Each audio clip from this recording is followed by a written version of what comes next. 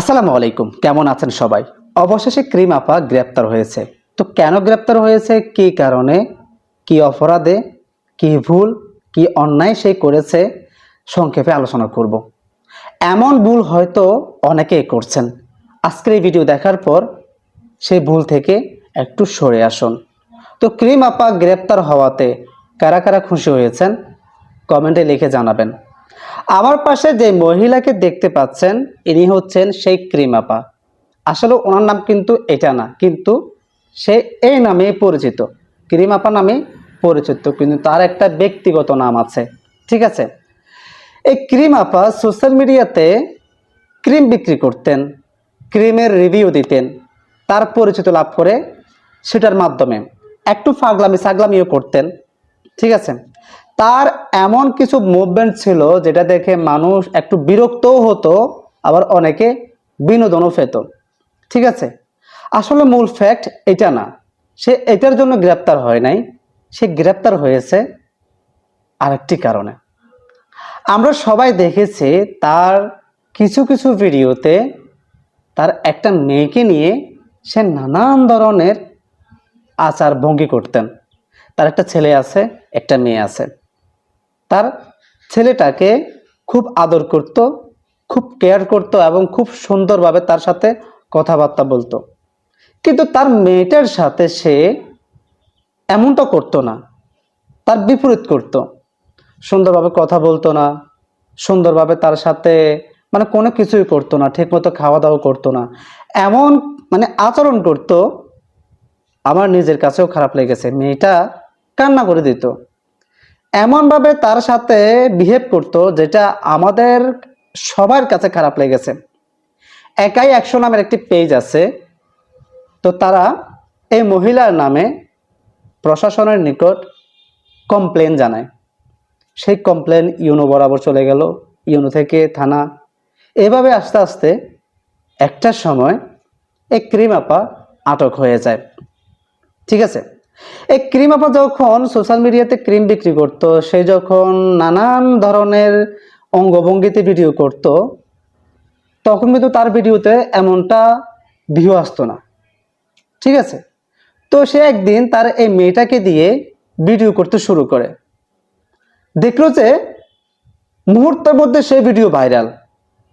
এবং এই ক্রিম আপা চিন্তা করলো না, আমি তো এর আগে অনেক ভিডিও করেছি, আমার ওই ভিডিওগুলোতে এই ধরনের এইভাবে ভিউ তো কখনো আসে নাই, আমি তো তেমনটা ভাইরাল হই নাই। যখন সে তার মেয়েটাকে দিয়ে ভিডিও করতে শুরু করেছে, তখন সে লক্ষ্য করলো মিলিয়ন মিলিয়ন ভিউ আসতেছে, লক্ষ লক্ষ টাকা ইনকাম হচ্ছে, ডলার আসতেছে। সে কি করলো, তার ইনকামের রাস্তা হিসাবে কন্টেন্টের জন্য তার মেয়েটাকে ব্যবহার করতে শুরু করলো। তো যাই হোক, মেয়েকে দিয়ে ভিডিও বানাচ্ছে, কন্টেন্ট বানাচ্ছে, ফ্যাক্ট এটা না, ফ্যাক্ট হচ্ছে সে যে তার মেয়েটার সাথে যেই ধরনের অঙ্গভঙ্গি করছে, আচার ব্যবহার করছে, তার মেয়েটার সাথে যে ধরনের কালচার সে মেয়েটার ভিতরে ঢুকিয়ে দিচ্ছে, মেয়েটার জন্য ভালো হচ্ছে না। এবং এই ভিডিওগুলো যারা দেখছে, বর্তমান সময়ে ছোট ছোট বাচ্চারা কিন্তু মোবাইল টিপে টিপি করে, যাদের পরিবারে ছোট ছোট বাবুরা আছে, কোমলবতী শিশুরা আছে, তো তারা এই সম্পর্কে অবগত আছেন যে তাদেরকে খাওয়াতে হলে মোবাইল দিতে হয়, তাদেরকে পড়াতে কোনো একটা কিছু করাতে হলে মোবাইল দিতে হয়। তাহলে কি ছোট বাবুরা খুব সহজে ওই কাজগুলো করে ফেলে, বা তাকে খুব সহজে কিছু খাওয়ানো যায়। আর যদি মোবাইল না দেয়, অনেক বাবুরা আছে মুখে খাবার নিতে চায় না। তো তখন দেখা যাবে ও ছোট্ট বাবুটার সামনে এই ভিডিওগুলো চলে আসছে, তো ওই বাবুগুলোর ব্রেন্ডের ভিতরে এই কালচারটা ঢুকিয়ে ফেলবে যে এই ধরনের কিছু করা লাগে। ঠিক আছে, এই ছোট্ট একটা মেয়ে, তার চুল কালার করে ফেলেছে, দেখা যায় যে মাঝে মাঝে তার মাথাটা ন্যারো করে ফেলেছে, আরো অনেক ধরনের কিচ্ছা কাহিনী এই মেয়েটার সাথে করে। এক কথায় এমন আচরণ করে আমরা যেটা দেখে সহ্য করতে পারি না, আমাদের কাছে খারাপ লাগে। যেহেতু আমরা বাঙালি, আমাদের আবেগ বলতে একটা জিনিস আছে। তো সেইখান থেকে আমরা অনেকে প্রতিবাদ করেছি যে এই মহিলাটাকে প্রশাসন দেখে না, প্রশাসনের নজরে আসে না, এই মহিলাটাকে কেন গ্রেপ্তার করা হয় না, তাকে কেন শাস্তি দেওয়া হয় না। আমরা অনেকেই এই বিষয়ে প্রতিবাদ করেছি যে এই মহিলাকে শাস্তি দেওয়া উচিত।